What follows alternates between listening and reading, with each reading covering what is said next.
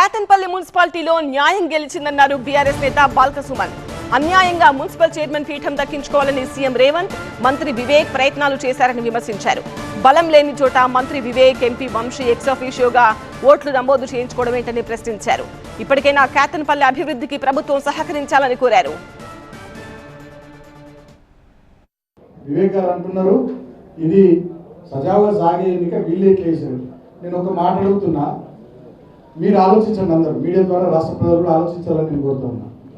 22 వార్డుల్లో 14 మేము గెలిచినాం, CPI 4, BRS 10.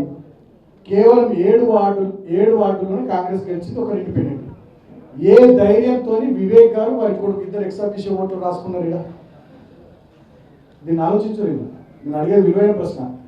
అంటే మీ దగ్గర వేల కోట్లు ఉన్నాయి కాబట్టి డబ్బులు ఇచ్చి కొనుక్కుంటాం, అంగట్లో సరుకులాగా కొనుక్కుంటాం అనేది ఒక ఆలోచన ఉండాలి. ఒక్క ఓటు తక్కువ ఉందంటే మీరు ఇద్దరు తండ్రి కొడుకులు ఎక్సాఫిషియో ఓట్లు పెట్టుకున్నారంటే అర్థం. 7 ఎక్కడ 14 ఎక్కడ? ఏ ధైర్యంతో మీరు ఎక్సాఫిషియో ఓట్లు రాపించుకున్నారు ఇలా అంటే దట్ షోస్ యువర్ ఇంటెన్షన్. అంటే మీరు భయపెట్టి, బెదిరించి, ప్రలోభ పెట్టి, దుర్మార్గం చేసి, పోలీసులు ఇక్కడ మీ చేతుల్లో ఉన్నారు కాబట్టి, ఇందిరమ్మ రాజ్యం కాదు ఇది, కాకి రాజ్యం కాబట్టి మీరు ఏదో చేయొచ్చు అనేటటువంటి ఆలోచనతోనే కదా ఇక్కడ ఎక్సాఫిషియో ఓట్లు పెట్టింది.